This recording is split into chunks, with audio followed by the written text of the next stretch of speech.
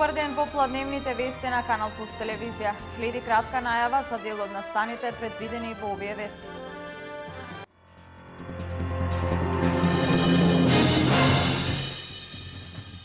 Интензивно се работи на уредување на улиците во Штип. Наскоро патно ќе бидат поврзани населбите Блок 70 и Дузлак.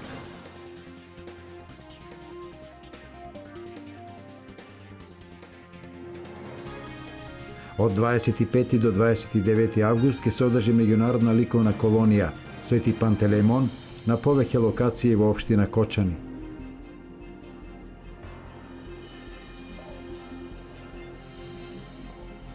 Со новите измени на Законот за безбедност во сообраќајот, повеќе нема да важи правилото за возење со светла преку ден.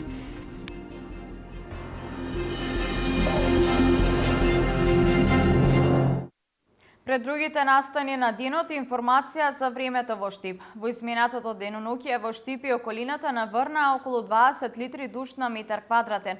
Најновиот воден талок ја подобри вкупната хидролошка состојба на земјоделските површини, каде што треба да започнат подготовките за престојната есенска сејдба. Инаку само во Штипско со престојната есенска сејдба се планира за сејување на околу 5000 хектари со пченица и јачмен.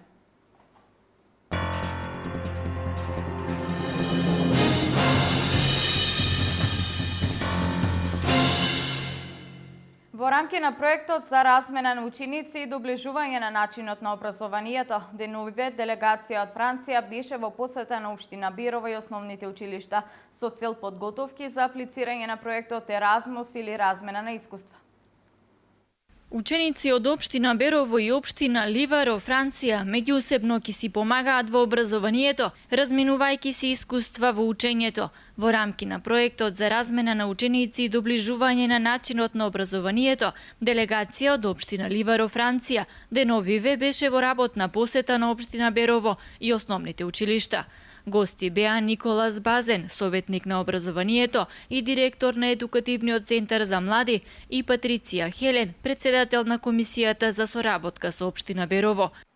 Гости на Општинското основно училиште Дедо Илјо Малешевски од Берово во изминативе 3 дена беа представници од градот Ливаро, тоа е областа Долна Нормандија од Франција. Целта на посетата е подготовка на апликација, односно проект преку Еразмус Плюс, со што ученици од Франција во периодот во месец јули 2016 година ќе присуствуваат во Берово. Апликацијата треба да биде поднесена најдоцна до месец февруари 2016 година. Целта на посетата е учениците да се запознаат, односно да имаме размена во областа на образованието, културата, да се запознаат со нашата култура, а се разбира дека оваа соработка продолжува, бидејќи еве во 2013 година јас како директор, заедно со наставничката по француски јазик и група ученици од 12 ученици бевме во Франција, сега пак тие ќе дојдат кај нас во Берово. Заложбите на двете основни училишта и двете општини се оваа соработка да прерасне во традиција, што ќе овозможи соработка во повеќе сфери помеѓу двете општини. Инаку конвенцијата за соработка помеѓу двете општини Берово и Ливаро и основните училишта произлезе врз база на договорот за билатерална соработка помеѓу Република Македонија и Република Франција. Летово во Штип е присутна интензивна комунална активност. Се градат нови улици и тротоари и се уредуваат напуштените јавни површини. Наскоро патно ќе бидат поврзани населбите Блок 70 и Дузлак. Населбата Блок 70 и Дузлак наскоро ќе бидат сообраќајно поврзани. Иницијативата за патно поврзување пред 2 години ја покрена градоначалникот на Штип како дел од неговата агенда за урбано средување на градот и неговите населби. Потребата од поврзување на двете населби ја поддржуваат и самите жители. Од леваците со Дузлак да се поврзе ќе биде многу благодарни сите, не само јас како тука сега сам сум жител. Сите сме за тоа, нели? Да се направи нешто. Гледам градоначалникот праве, добро е, до сега иде. Па и оно беќа, тука мерија за вода мина за да стават појака линија. Треба како не? Пат треба ли да се направи? Па треба. Иначе кал де? Бе се е кал, како кога врне дошт не можеш да одиш тука. Ако се суди според досегашната динамика на зафати и реализирани проекти, треба да се очекува дека наскоро ова и ќе се случи, велат граѓаните. Почесто го шетам градо и јас сум задоволен од работата на локалната самоуправа. Радански пат беше кал до колена, сега е покриен со асфалт. Нашата улица, која беше дупки која заврнеше, сега е асфалтирана. Доле исто.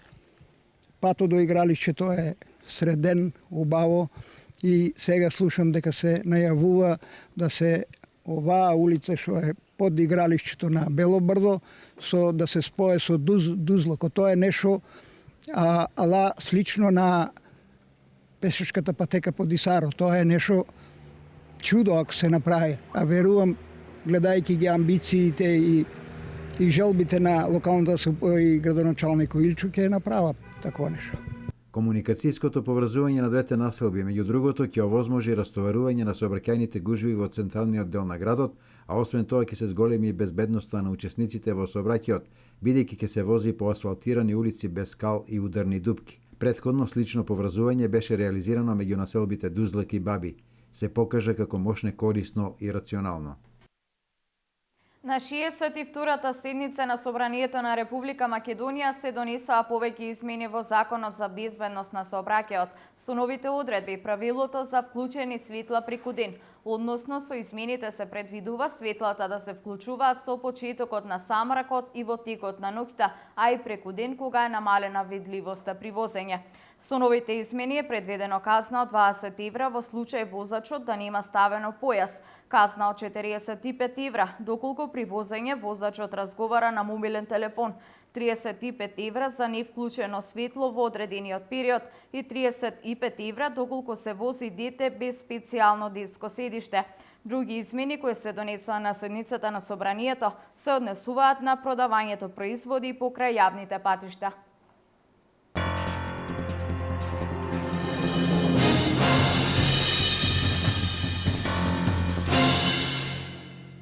Од 25 до 29 август ќе се одржи меѓународна ликовна колонија Свети Пантелеймон на повеќе локации во општина Кочани. Детската колонија ќе се одржи по 9 пат, а организатор е општина Кочани. Учесници ќе има и од Украина, Бугарија и Хрватска. Инспирација на младите ликовни творци ќе им биде старата кочанска архитектура, оризовите полиња, езерото Градче, манастирскиот комплекс Свети Пантелеймон и планината Осогово. Нивните дела ќе бидат изложени на 7 септември, денот на ослободувањето на Кочани. Младите ликовни творци и оваа година ќе работат со ликовниот педагог Александра Димитрова.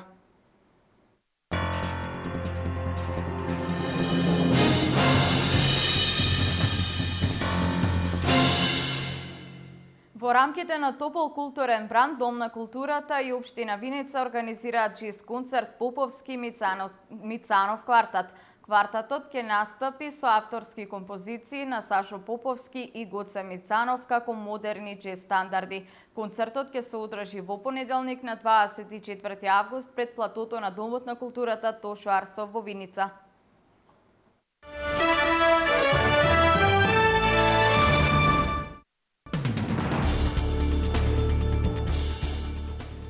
Две лица се повредени, од кои едно сериозно во синоќешниот напад кога маж отворил оган од пушка Калашников во возот Талис на линијата меѓу Париз и Амстердам. Напаѓачот бил совладан од патниците, американски војници во цивил и потоа бил уапсен во станица Арас во Педа-Кале, Франција. Според елементите кои биле соопштени и од сведочењата на патниците во возот, човек тешко вооружен со Калашников, автоматски пиштол, 9 чашери и кутер во возот се качал на станицата во Брисел, а по излегувањето од тоалетот започнал да стрела, при што повредил двајца патници. Едниот од повредените е британски државјанин кој е потешко повреден и неговиот живот е во опасност. Групата Исламска држава организирала мрежа за трговија со органи во териториите контролирани од неа.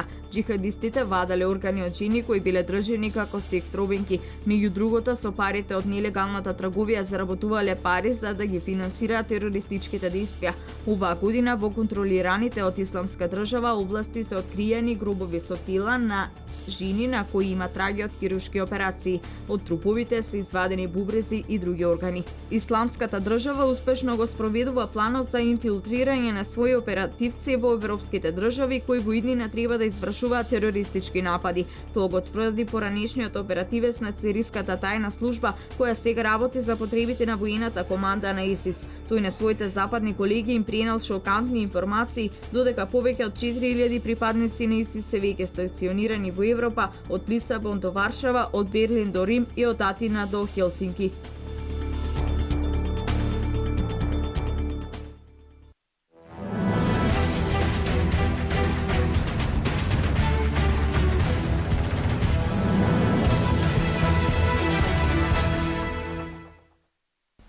Македонскиот атлетичар Ристе Пандев успеа да ја мине елиминацијската фаза во трките на 100 метри на светското првенство во атлетика кое се одржува во Пекинг. Тој во рамки на претпладнената програма го освои третото место во својата група и со тоа обезбеди пласман во квалификациите кои ќе се трчаат по Пладнево. Пандев имаше време од 10 секунди 94 стотинки, додека победникот од неговата груп Ал Харти од Оман имаше најдобар резултат од 10 секунди 31 стотинка. Со пласманот во попладневните трки Пандев се најде во групата на 64 надпреварувачи. Трката беше добра, можех по-добро, но старто малку не беше добро. И сега во квалификациите ќе истрчам по-добро. Се надевам дека ќе перснал без. Инаку најдобар резултат на нашиот атлетичар е 10.61, поставен пред 2 години во правец.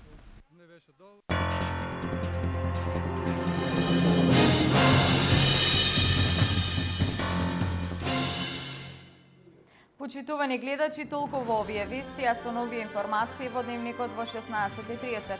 Имајте пријатен ден.